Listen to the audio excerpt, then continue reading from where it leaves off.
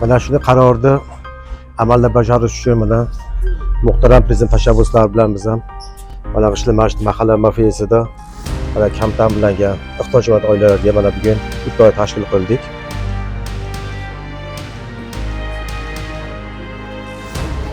Mahalladan xabar olib, kam ta'minlangan oilalardan xabar olib, ularni kamchiliklarni o'rganib chiqib, ularni kamchiliklarni bajarishga harakat qilyapmiz.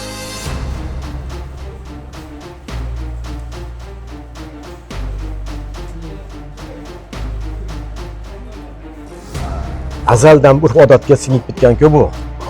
Nima deyman bu?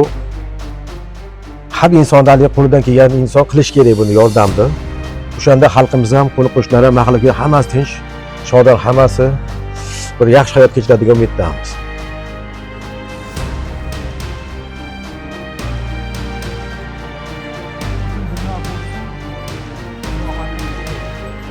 Shuni biz ham mahallamizda Smash mahallasida kam ta'minlangan oilalarga kirib, shularni xabar olib, o'rganib chiqib, o'zlarini kamchiliklarini o'rganib chiqib, shuni bajarishga harakat qilyapmiz.